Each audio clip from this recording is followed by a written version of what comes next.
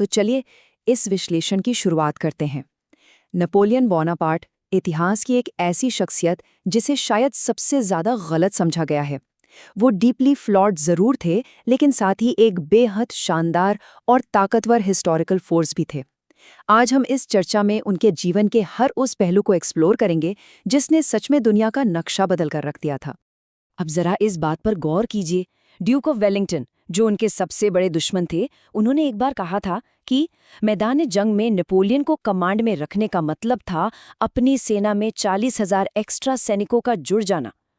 मतलब सोचकर देखिए, ये सीधा सीधा दर्शाता है कि बैटलफील्ड में नेपोलियन का खौफ और उनका सम्मान कितना विशाल था।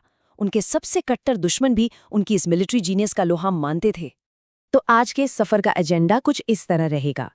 द कॉर्सिकन आउटसाइडर, उनकी बहुत तेजी से हुई मिलिट्री राइज, फ्रांस के ताज पर कब्जा, एम्पायर का पीक, फिर आएगी रशियन कैटास्ट्रोफी और आखिर में उनका डाउनफॉल और फाइनल एग्जाइल। शुरुआत करते हैं पहले हिस्से से, द कॉर्सिकन आउटसाइडर।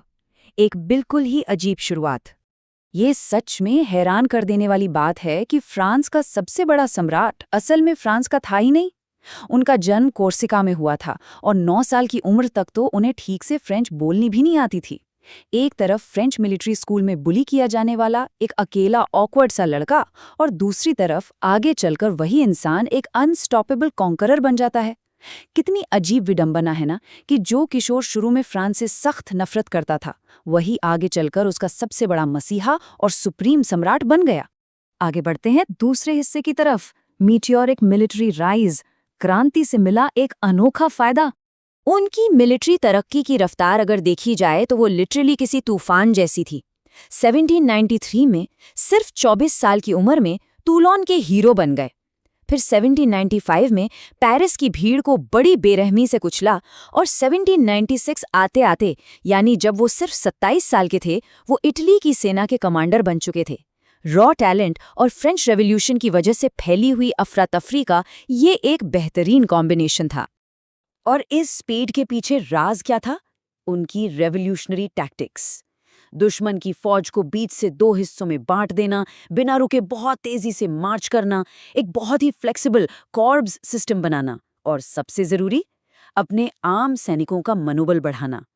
इन्हीं ग्राउंड ब्रेकिंग चालों की वजह से उनकी भूखी और निग्लेक्टेड आर्मी ऑफ इटली ने अपने से कहीं बड़ी सेनाओं को घुटने टेकने पर मजबूर कर दिया। यहाँ पर हमें एक बहुत ही बड़ा और दिलचस्प विरोधाभास देखने को मिलता है, और ये बात बहुत ही शानदार तरीके से इस चीज़ को इलस्ट्रेट करती है कि एक तरफ तो मैदान में पूरे अधिकार के साथ सेनाओं को कमांड करने वाला एक ब्रिलियंट जनरल था, लेकिन दूसरी तरफ अपनी पत्नी जोसेफिन का ध्यान खींचने के लिए बहुत ही हताश और अजीब अजीब लव लेटर्स लिखने वाला एक इनसिक्योर प्रेमी। ये उनकी पर्सनैलिटी का एक बिल्कुल ही अलग पहलू था। लेकिन हाँ, नेपोलियन सिर्फ बैटलफील्ड के ही नहीं, पीआर और प्रोपेगेंडा के भी एब्सोल्यूट मास्टर थे। उन्होंने जीत को बढ़ा चढ़ाकर बताना और हार को छुपाना, मतलब एक वायरल पब्लिक मिथ बनाने का पूरा आर्ट सीख लिया था। इजिप्ट में उन्हें बहुत भारी नुकसान हुआ था, लेकिन उन्होंने पेरिस में ऐसी रिपोर्ट्स भेजी जिसने पूरी नाकामी को छुपा दिया और उन्हें जनता की नजरों में किसी भगवान की तरह पेश किया। अब आते हैं तीसरे हिस्से पर, सीजिंग द फ्रेंच क्राउन, तख्ता पलट का समय। जब वो इजिप्ट से वापस आए तो फ्रांस में पूरी तरह केओस मचा हुआ था। उन्होंने इसी अफरा तफरी का फायदा उठाया और अपनी जबरदस्त पॉपुलैरिटी का इस्तेमाल करके स्ट्रगलिंग सरकार को ही भंग करने की ठान ली।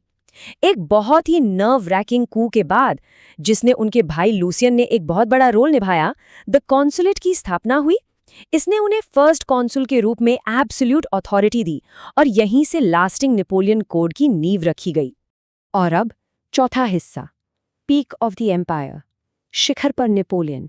ये उनकी ताकत का एब्सोल्यूट जिनिथ था, जहां एक मामूली सा यंग आर्टिलरी ऑफिसर खुद को बेहद निडर होकर फ्रांस का सम्राट घोषित कर देता है। सोचकर देखिए, उन्हें रोकने के लिए ऑस्ट्रिया, प्रशिया, रशिया और ब्रिटेन जैसी सबसे बड़ी ताकतों को लगातार एक के बाद एक कोएलिशंस बनाने पड़े, क्योंकि अकेले कोई उनका सामना नहीं कर सकता था। और इन सब के बावजूद ऑस्टरलिट्ज की लड़ाई में उन्होंने अपनी जिंदगी की सबसे बेहतरीन एक मास्टरपीस जीत हासिल की। लेकिन इस ताकतवर इमेज के पीछे वो एम्परर कैसा था? असल में वो एक एक्सट्रीम लेवल के माइक्रो मैनेजर थे। पैलेस में कितने नैपकिन्स यूज हो रहे हैं इसका भी हिसाब रखते थे। दिन में सिर्फ 3 घंटे सोते थे, अपना खाना 15 मिनट के अंदर खत्म कर लेते थे और किसी भी इंफॉर्मेशन को तुरंत कंपार्टमेंटलाइज कर देते थे। ये एक सच में पागलपन की हद तक का वर्कहोलिक शेड्यूल था। तो अब यहाँ सबसे बड़ा और क्रूशियल सवाल ये उठता है कि आखिर मास्टर ऑफ यूरोप ने ये सब कुछ कैसे खो दिया? जिसके पास पूरे कॉन्टिनेंट का कंट्रोल था, उसने खुद ही अपनी बर्बादी का रास्ता कैसे खोल दिया? चलिए देखते हैं। ये हमें ले जाता है 5वें हिस्से की तरफ, द रशियन कैटास्ट्रॉफी, विनाशकारी अंत की शुरुआत। ये तबाही उनके खुद के गुरूर और कॉन्टिनेंटल सिस्टम को लेकर किसी भी हाल में कॉम्प्रोमाइज न करने की जिद की वजह से आई। ये एक फेटल रशियन ट्रैप था। हुआ क्या था? पहले फ्रेंच आर्मी रशिया के बहुत अंदर तक घुसती चली गई। दूसरी तरफ रशियंस पीछे हटते गए और उन्होंने स्कॉच्ड अर्थ पॉलिसी अपनाकर अपनी ही राजधानी मॉस्को को जला दिया। उसके बाद नेपोलियन ने शांति प्रस्ताव के इंतजार में सबसे जानलेवा देरी कर दी और जब वापसी शुरू हुई तो रशिया की खौफनाक सर्दियों ने उन्हें पूरी तरह बर्बाद कर दिया। 75%। जरा इस नंबर को समझिए, ये एक बहुत ही स्टैगरिंग सच्चाई है। उनकी इतनी विशाल ग्रैंड आर्मी के 3/4 सैनिक कॉम्बैट में नहीं मरे, उनकी जान भूखमरी, बीमारियों और खून जमा देने वाली ठंड से गई। उनकी सारी पुरानी बैटलफील्ड टैक्टिक्स इस ब्रूटल आफत के आगे कंप्लीटली बेअसर हो चुकी थी। और यहाँ से शुरू होता है हमारा छठा और आखिरी हिस्सा, downfall and final exile. Russia की उस तबाही के बाद उनकी सेना पूरी तरह बिखर चुकी थी। इसका अंजाम हुआ बैटल ऑफ द नेशंस में एक मैसिव हार और आखिरकार उन्हें गद्दी छोड़नी ही पड़ी। 1814 में उन्हें एल्बा आइलैंड पर एग्जाइल कर दिया गया, लेकिन पिक्चर अभी बाकी थी। 1815 में उन्होंने वहां से भागकर 100 दिनों के लिए एक थ्रिलिंग वापसी की। हालांकि ये वापसी डूम्ड थी। उसी साल वॉटरलू के युद्ध में उनकी फाइनल हार हुई और आखिरकार 1821 में सेंट हेलेना जैसी आइसोलेटेड और सुनसान जगह पर अकेले उनकी मौत हो गई। तो अंत में ये पूरा विश्लेषण एक बहुत ही गहरा सवाल छोड़ जाता है। क्या नेपोलियन सच में एक विजनरी थे जिन्होंने दुनिया को मॉडर्नाइज किया और क्रांति के आदर्शों को फैलाया? या फिर वो सिर्फ एक तानाशाह थे जो पूरी तरह से अपनी ही महत्वाकांक्षा में अंधे हो चुके थे? क्या उनकी ये विरासत इंसानियत के सबसे बेहतरीन रूप को दर्शाती है या सबसे खराब रूप को? ये एक ऐसा सवाल है जिसने सदियों से लोगों को सोचने पर मजबूर किया है। इस चर्चा में शामिल होने के लिए शुक्रिया।